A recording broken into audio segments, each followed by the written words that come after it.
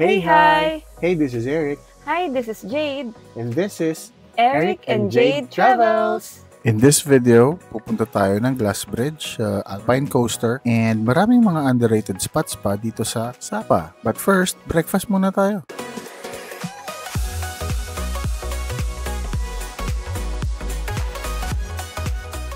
So, ito yung loob ng restaurant, guys. Ito yung lugar kung saan kami nagbe-breakfast. Ang kagandahan dito sa Sapayan Hotel is kasama na nga itong breakfast. Bali, para siyang buffet style, pero meron din silang menu na pwede kang pumili ng dalawang food of your choice and made to order siya na lulutuin nila kapag napili mo na. Since mga senior nga yung kasama namin, we've decided na mag-rent ulit ng car. Ito ay nakuha namin for 1.5 million dong. Kinontak lang namin yung dati namin kakilala, yung sinakyan din namin last time na nagpunta kami ng Sapa, si Vin. Super okay siya, masayang kasama, and magaling din na tour guide, kaya siya ulit yung kinuha namin.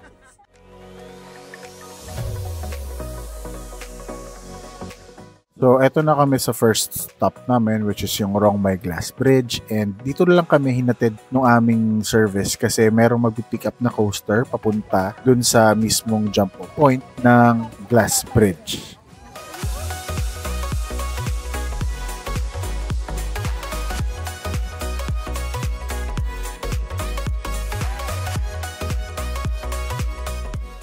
Hello!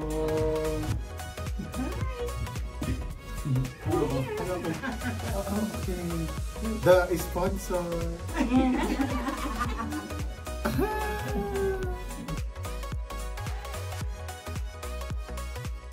Nakuha namin yung ticket namin sa Klook at 6,506.80 pesos para sa aming anim na yon. So, lumalabas na 1,084 pesos each. And as you can see, naglakad nga kami nun pa kanan kasi akala namin dun yung entrance. Pero dito pala sa kaliwang side kay Manong Guard. Kasi sasakay na naman ng isang van paakyat para papunta doon sa totoong entrance. FYI lang guys, twice kayong sasakay ng coaster dito dahil matarik yung paakyat papunta dun sa mga elevators, and at the same time, huwag kayong mag-alala dahil itong mga coaster na to is free. Kumbaga free shuttle siya, nakakasama na sa binayad nyo dun sa entrance para dito sa Glass Bridge.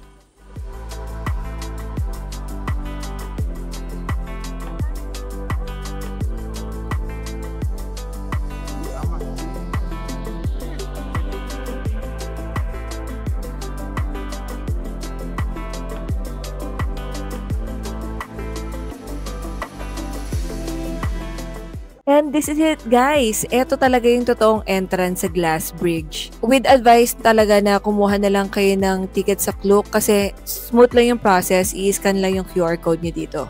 And don't forget guys, after nyo makapag-scan yung QR code, huwag nyo kakalimutan yung telepono nyo. Right. Dahil sa akin, nakalimutan ko na yung phone ko, iniwan ko dun sa nag-a-assist. After ng ticketing and tunnel area, merong waiting seats para dito sa mga sasakay din ng second elevator papunta sa mismong Glass Bridge kasi medyo may katagalan din yung balik ng elevator considering kung gaano nga kataas yung location ng Glass Bridge.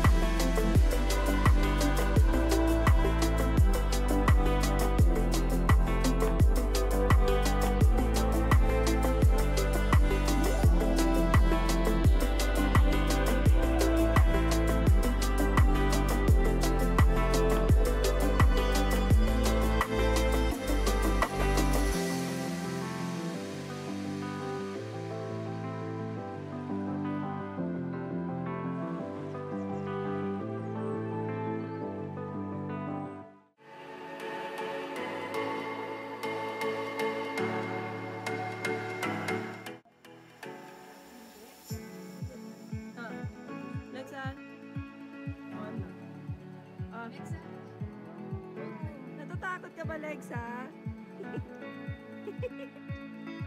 Parang less parang less na nakakatakot to kaysa dun sa dun sa Lotte World sa Thailand ba yun? Ito rin yun. City kasi yun eh.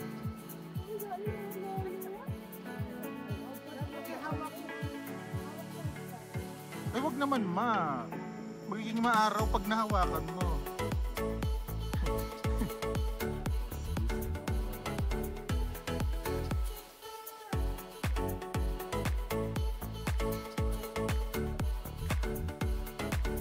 Nating hawakan. Mga lokal, oh. Dali, magtabi kayo. Di pa.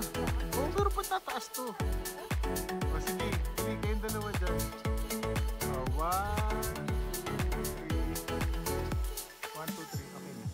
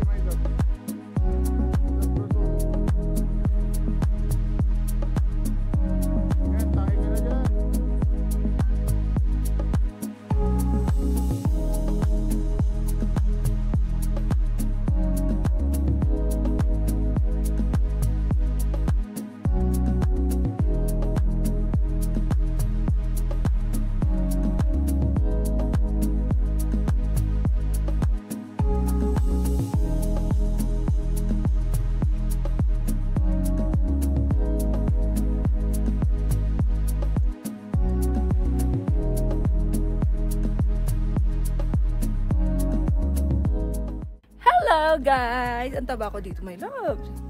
Fear of heights, survive. Lord. Yaw na. Hello! Yeah. Turista guys. Turista mode tayo.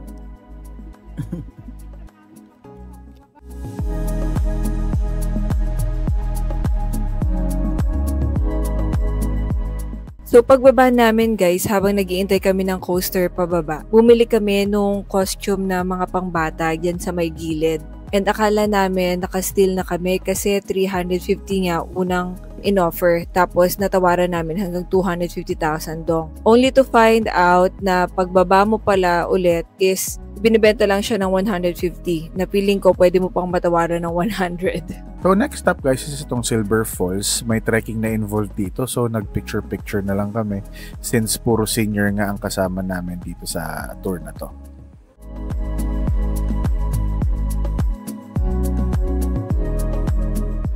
After nga namin sa Silver Waterfall, nadaanan namin tong isang viewing deck na to na hindi namin alam kung anong pangalan. Pero ang entrance fee niya ay 20,000 dong, which is mas mura siya kesa dun sa isang Heaven's Gate na tinatawag nila na 100,000 dong ang entrance fee. Pero look at the view guys. Super sulit na sulit yung 20,000 dong namin dito.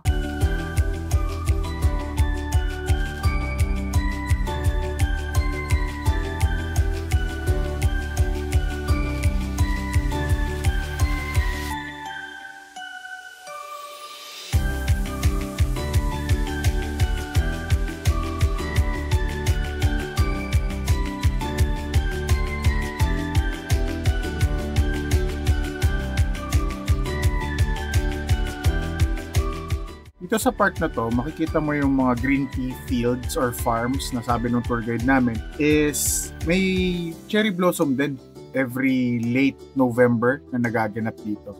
And dahil late na rin ito dito sa maghapon na tour namin, dumiretso na kami sa city center dahil etong mga kasama natin dito ay hindi na natin makausap ng maayos, and at the same time, may hindi na nagsasalita ng dahil sa gutom.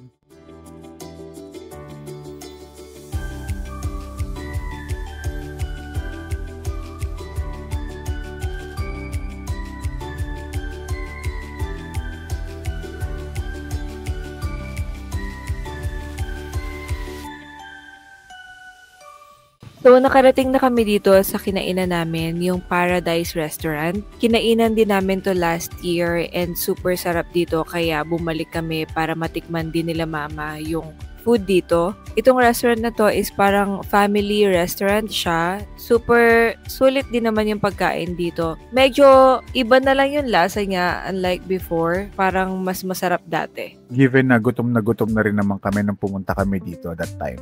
Pero at some point, yung mga pagkain dito is still affordable, and at the same time, pinupuntahan pa rin naman siya ng maraming tourists na naghahanap ng masarap at affordable na pagkain.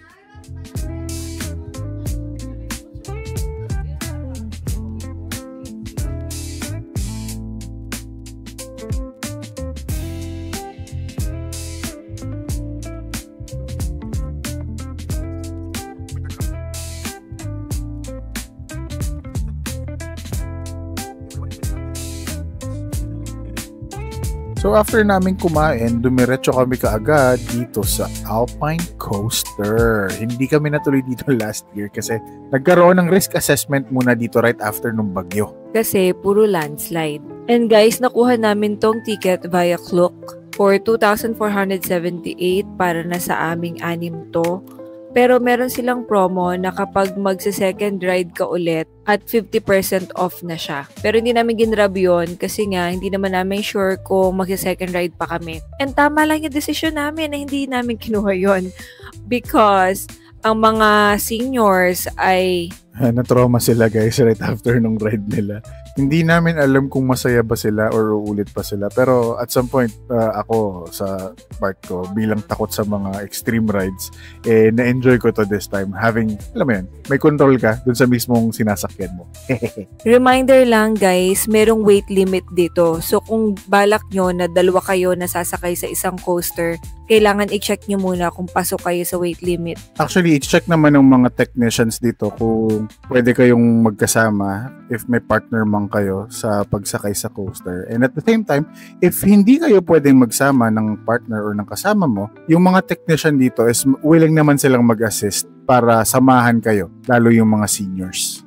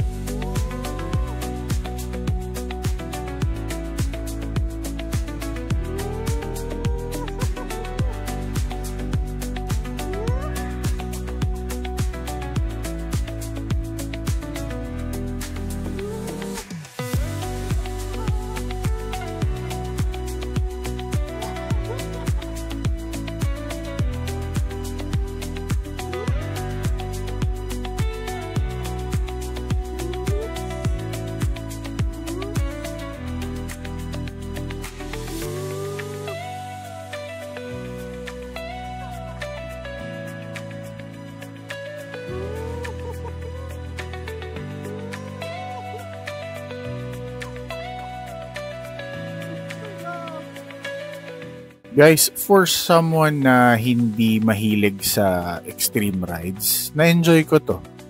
And at the same time, grabe, yung experiences, hindi mo mapapantayan nga naman talaga.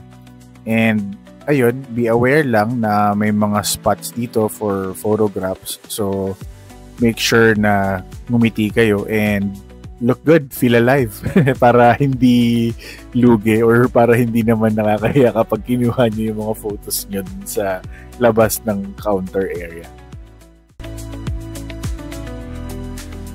Our last stop, guys, is itong Pomu Garden, which is na-book namin sa Klook.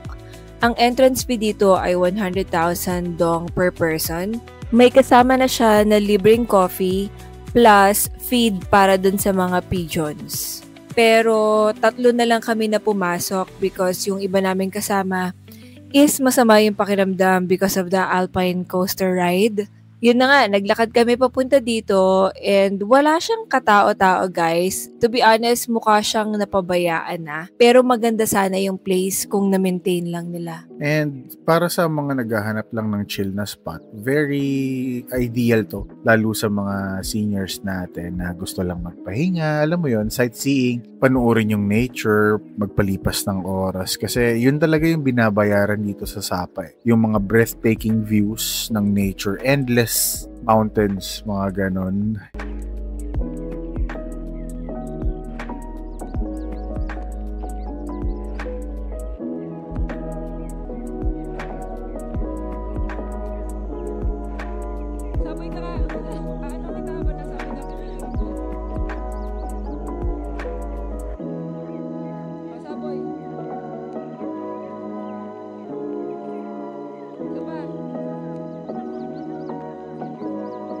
Ayaw nila, baka namamahuli ito. Ay, nakuhuli ka na, kuya. Kaya pala huli ka na, busog ka na.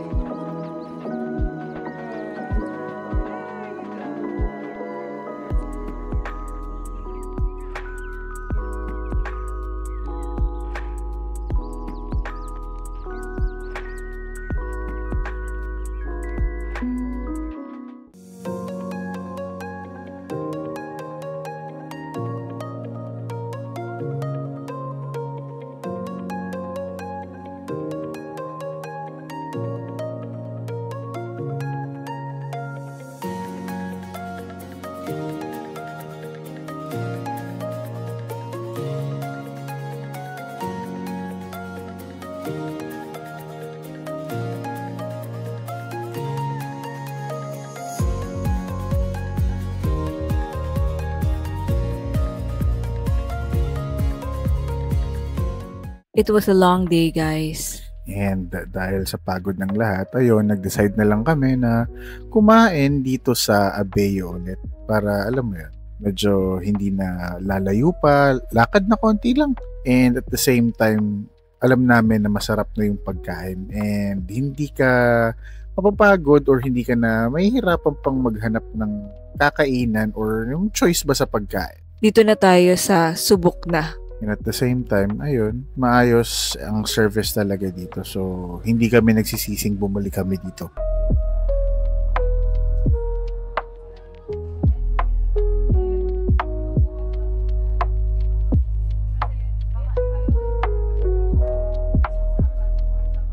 So after ng dinner namin, guys, we're calling it a day and mag-prepare na kami para sa biyahe tomorrow papunta naman ng Fansipan Mountain. And that's just it for today's vlog. See you on the next one.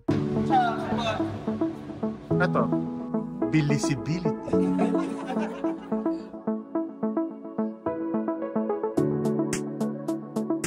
Marijuana.